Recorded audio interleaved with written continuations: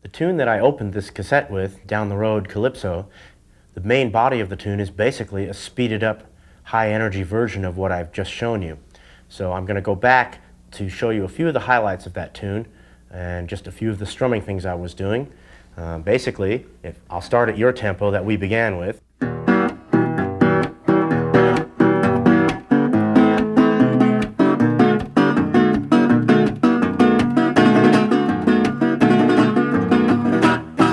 Down the road, mama, down the road, tie up your dress and run down the road. The children in a heart that they do not feel, in that prison channel they are bound to heal. So you see that what I'm doing is basically the same stroke, just quite a bit faster, and then for accents, I'm putting in a 1, 2, 3, 4, 1. Not a syncopated one, just right on the beats. Their children are hard and they do not feel, in that prison channel they are down. Right on a downbeat I'm doing that. In one or two of the verses I'm using a few percussive tricks. Instead of just a damping stroke, I'm actually going to smack on the fingerboard of the guitar where it meets the body. That's the strongest part of the guitar. And it's the act of removing my slap that creates the next up strum. So,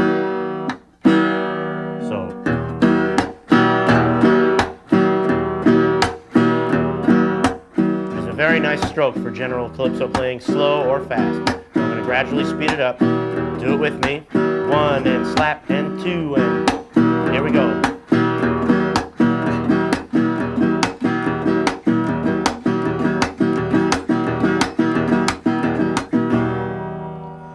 Okay, the little bridge of the song, I played that basically two ways. First, I'll show it to you in the rhythm chords when I was singing the part. It's D7, G, B7,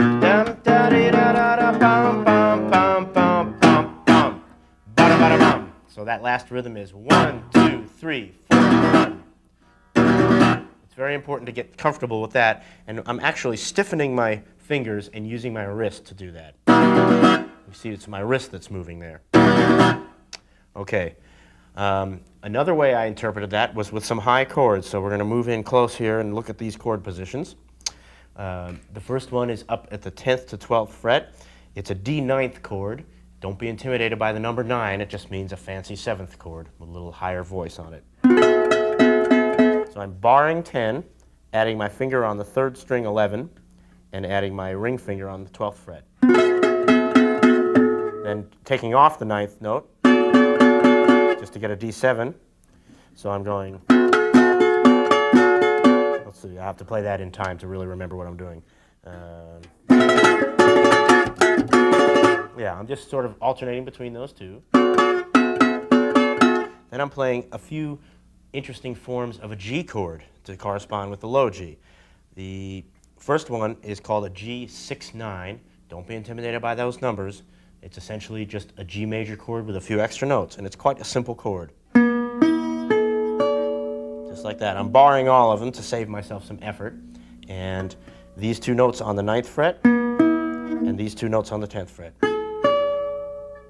Okay, so I'm going to a G major 7, which is a simple 3-note bar on the 7th fret, to another G major 7 here, which you may notice looks a little bit like a B minor chord, a partial B minor chord. They do share those notes in common. And then to a G6, which is this type of a G with a finger, with the pinky added on the B string 5th fret.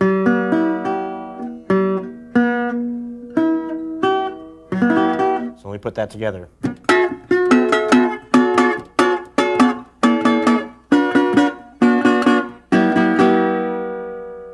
Okay, let's do that more slowly together.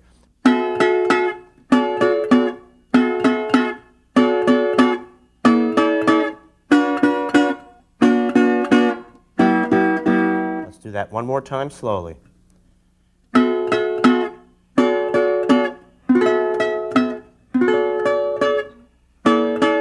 7th, 3rd. Now, that musically corresponds to this in the rhythm chords.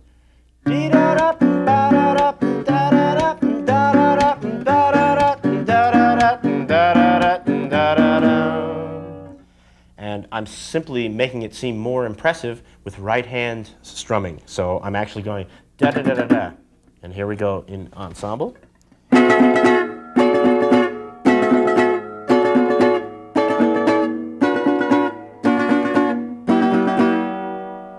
Now, the first time I play this bridge, on the B7 chord, I'm using a B sharp diminished, but I'm arpeggiating it. This is a riff that I call Gypsy in a Can. It comes from Django Reinhardt, and it's the way to instantly have an exotic, slightly Eastern European sound.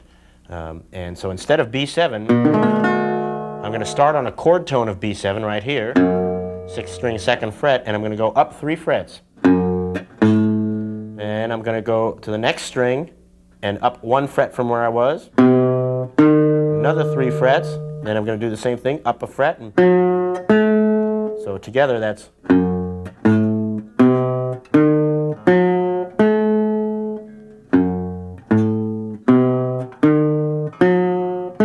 Do that with me one time. 1, 2, 3, 4.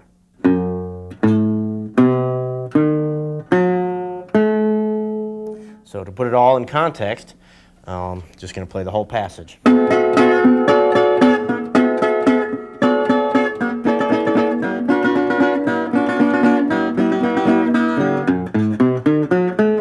I only get that far, which is on the G string, 5th fret, and then I'm going to play big octaves on the 6th and 1st string and just go. Let me show you that again.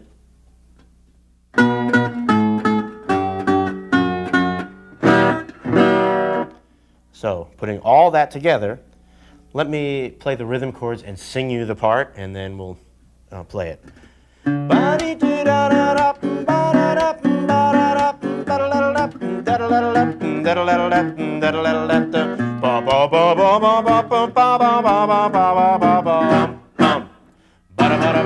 So putting that together.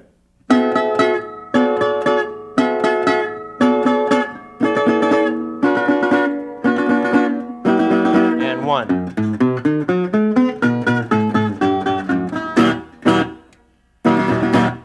That's option 1 for the B7. The second option for the B7 is to use those moving diminished chords. So I'll do this part in rapid speed to get us up there.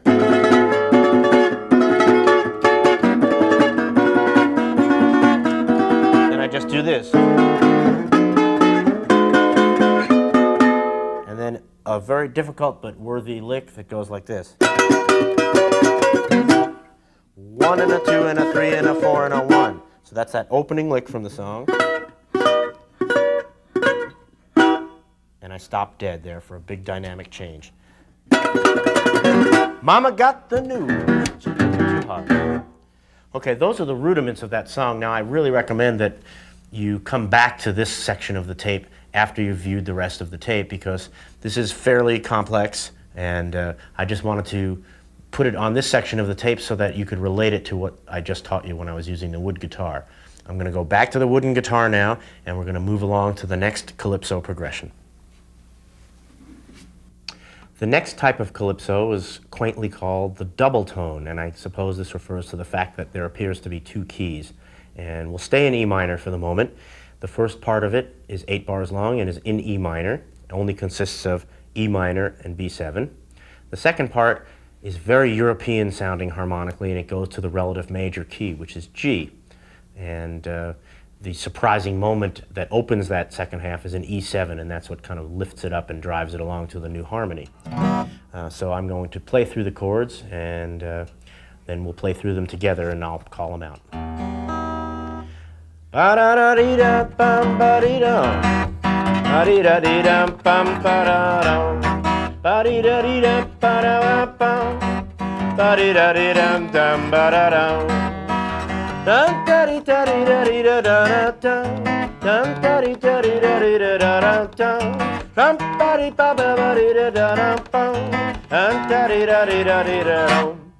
Let's begin with first position chords. Okay, the first two lines are 4 bars each, and they consist of 2 E minors, a B7, and an E minor. Da da da E minor, dee da. B7, dum da da da E minor. Repeat, da da da da da. B7, E minor. Now E7, A minor, D7, G, E7, A minor, and B7, E minor. So you see how the second two lines are quite similar. It's just that at the end there's a correction of harmony to get you back into the minor key. That's where the B7 figures in. So this is a vast library of material. This can be done in any key, and there are hundreds and hundreds of calypso songs using this progression. And by changing the groove, the rhythm, the tempo, the chord voicings, you can get many songs for the price of one. Let me show you those second two lines with some higher chords. This is the E7 I'll be using. And that's shaped just like the C7 down here. Here's a D at 5th fret, and here's E. The A minor is quite a simple chord. It's a 6-string bass note at the 5th fret, and then just these two, the 3rd and 2nd string at the same fret. You should use the flesh of this finger to damp out the next 2 strings so you get dull clicks. So you should hear bass note, click, click, note, note, and another click.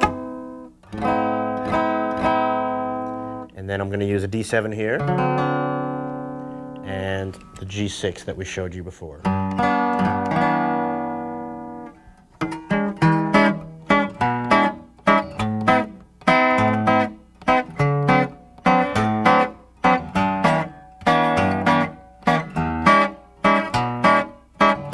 And right down to B7. Now, you can apply that Carmen progression as a break. We'll start at the 12th fret and work our way down. Let me play the chords and sing you the melody there so you'll be familiar with it. Da da ba ba da ba da ba ba da da da da da da da. Repeat. Da ba ba da da da da da da da da da da da. Okay, so now we'll go up here and try it.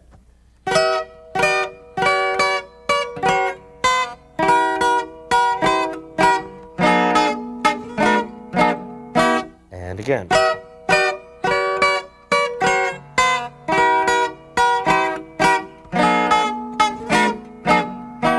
Now at this point, I would use the Gypsy in the Can lick as a substitute for the E7. That is a diminished bass run, skipping 3 frets on each string and then 1 fret as you move to the next string.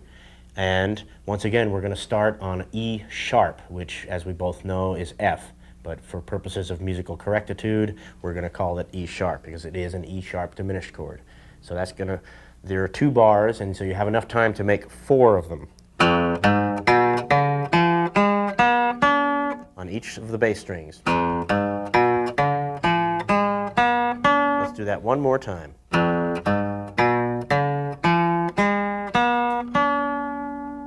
Okay, let me put that in context, okay?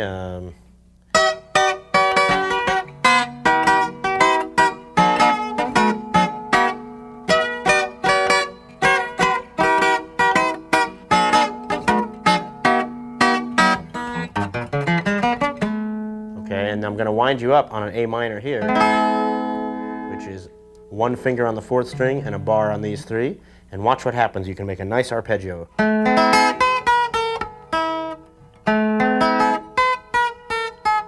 So slowly it's 1 and 2 and 3 and 4 and 1. Da da da da da da da da. 1 da da da. And then for D7, you could begin a diminished run on this note, which is a chord tone of D7.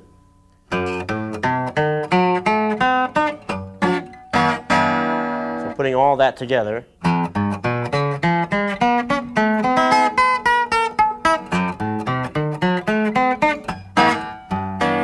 that's just an optional suggestion. That's something you should work on after you're comfortable playing the progressions in their normal position. I'm going to change guitars now and give you another piece of repertoire. This is the identical progression, but moved down into the key of D minor and F. The one position that should be a new one for you is the D minor I'm going to use, which looks like this. It's a D minor 7. It's quite a complicated chord at first, and what I recommend you do is make all your fingertips hurt at the same time. So just gently flex and unflex, and try and gradually increase the distance. Remember, whenever you make a chord change, the process is you think of the chord you want to play by the name of it. The next thing that should happen is your mind sees the shape of the chord, and when your hand is on the way to moving to the chord, the shape should be already forming in an embryonic way, and as you can see, my fingers are starting to make that chord and come down to it. So this flexing process helps with that procedure. It helps you remember with muscle memory the shape of that chord. Okay, so I'm going to change from this guitar back to my metal guitar and play you another repertoire song, the Death Calypso.